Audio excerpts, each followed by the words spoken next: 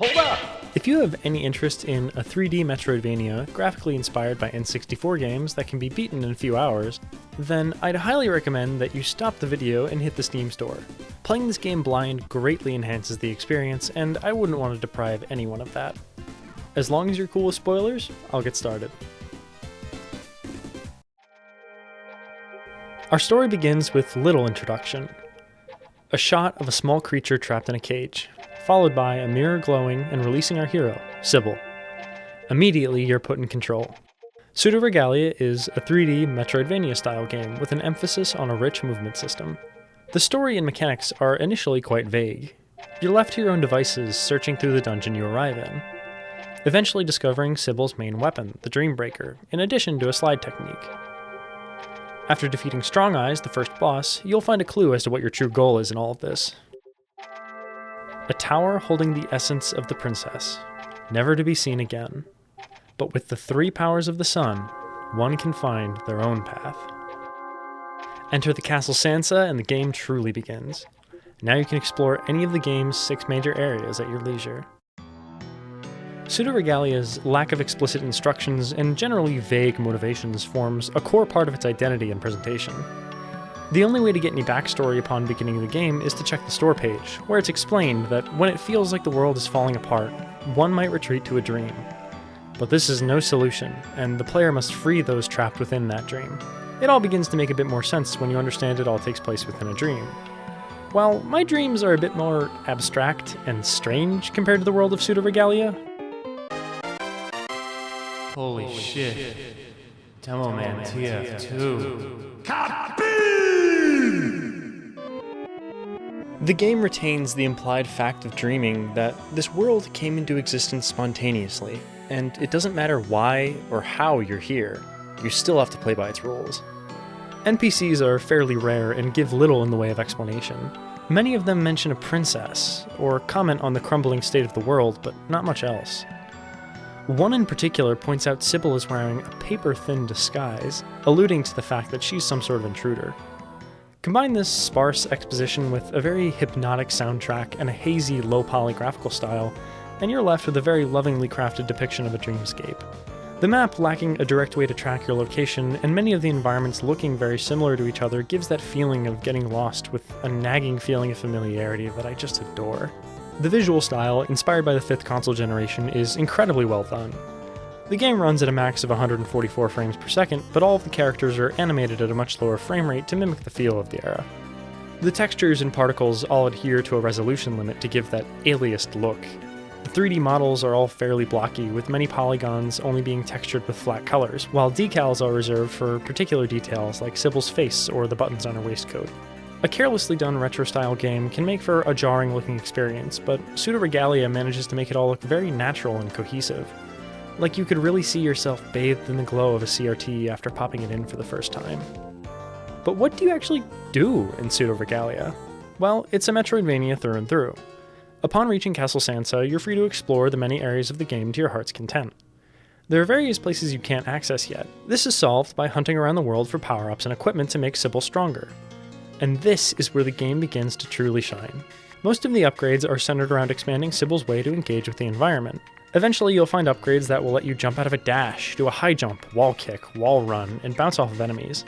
All of these abilities combined makes the game's movement system feel like a brilliant combination of Mario 64's platforming with Quake's high-speed movement tech. The game continues with its theme of obfuscation by neglecting to tell you about many advanced techniques you can learn by experimenting with your expanded moveset. For example, the long jump has a bunny hop that'll retain your speed if you keep timing your jumps properly. Another is that you can use a backflip out of a wall kick to re-kick the wall for more height. Even when you're using your skills as intended, it all feels so powerful that playing the game the way you're supposed to still feels like you're sequence breaking somehow. To motivate the player to sharpen their skills, each area holds a time trial, where you can put your execution to the test and earn stylish new fits for Sybil, which I am a huge fan of. It gives that little extra push to master your skills. Something in particular Pseudoregalia is good at is making the player understand when and where their abilities are applicable. Metroidvanias and puzzle-based games will sometimes end up in the pitfall of making put the square shape in the square hole puzzles, where the sole purpose of an item is to remove an obstacle blocking your path and nothing else. Pseudoregalia avoids this problem by making every movement upgrade useful for general traversal, and forcing the player to really think about how to apply all of their skills in conjunction with each other in order to complete platforming challenges. It does this by having many of its obstacles look very similar, even if they may require different upgrades. Instead of something silly like a sign telling you what type of upgrade to use, instead, every upgrade will lock you in a room with a mini-puzzle that shows you potential use cases, giving you a small idea of what to look out for with your newfound ability. By doing this, not only does it maintain the dreamlike atmosphere of many similar-looking rooms, but it also allows the player to achieve a real sense of satisfaction from figuring out how to overcome a particular room, since the solution isn't always obvious. An aspect I'm a little more sour on is the combat. One thing I'll say I'll like right off the bat is that if Sybil gets hit hard enough, she'll drop the Dreambreaker, forcing you to swap your priorities to dodging while acting as a clever way to discourage the player from playing like an idiot. To go into some more detail, Sybil's Dreambreaker has a simple 3-hit combo. In addition, hitting enemies will increase her level, granting her greater range at level 2 and increased damage at level 3. These levels can then be sacrificed for healing, similar to Hollow Knight. Sadly, the game's combat just pales in comparison to the movement systems. Combat upgrades just aren't as impactful. You gain a charge attack that's very strong but locks you in place, as well as another upgrade that adds a projectile to that charge strike. The problem with this upgrade is that it makes Sybil weaker. If the projectile hits anything, whether it's an enemy or a switch, while you have a level stored, that level will be consumed to enhance the projectile.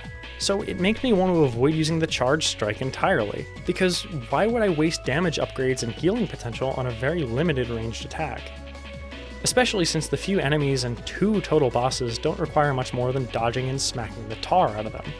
Ultimately, the combat is a much smaller part of the game compared to the movement system, but since the rest of the game is really nicely polished, it makes the combat stick out as a particular weak point. Hold on, scratch all this. If you throw your weapon and use the wall kick, it homes in on enemies. It's peak. Once you collect the 3 upgrades related to the Sun, the Sunsetter, Sungreaves, and Solar Wind, you'll be able to climb the Tower Remains. Here, you'll find a door, held closed by 5 locks. Beside the ramp to this door, you'll find 5 headstones, each relaying a hint to the location of one of the 5 keys needed to unlock the door. Now, with a clear goal in mind, you set off to the areas alluded to by the graves to retrieve the 5 keys. With all of them in hand, you can finally open the door. Upon reaching the pedestal, it disappears, leaving a path of light to a new gate in its place. You arrive in the distorted memory.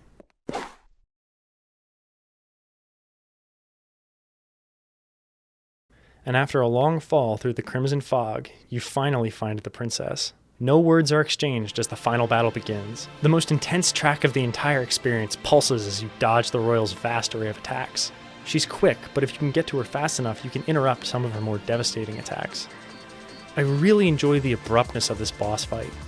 The long fall into the arena builds up some good tension and immediately pays it off by shocking you into a state of focus. The intensity of the music and the princess's attack patterns puts the final boss in stark contrast with the rest of the game's atmosphere. It's an incredibly fitting and memorable finale. After landing the final blow, the earth shakes and all fades to white.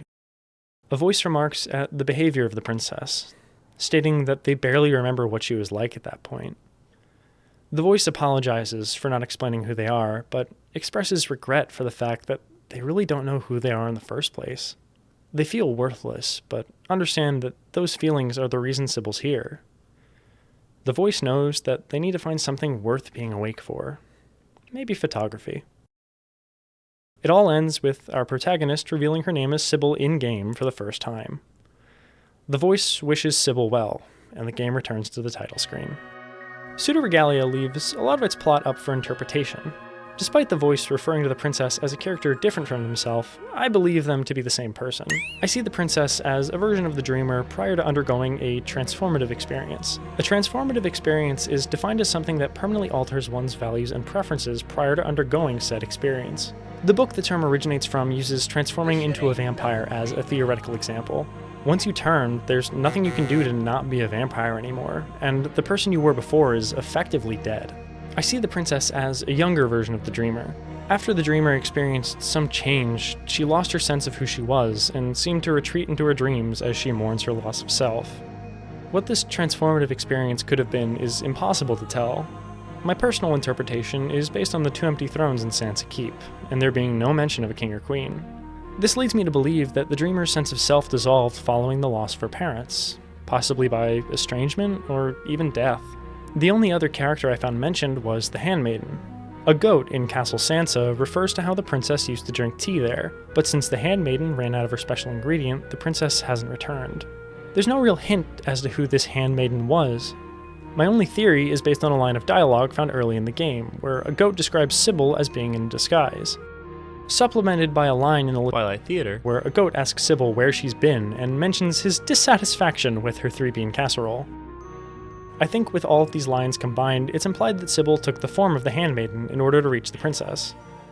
Personally, I see the handmaiden as a friend of the dreamer that she took advantage of and drove away following the loss of her parents.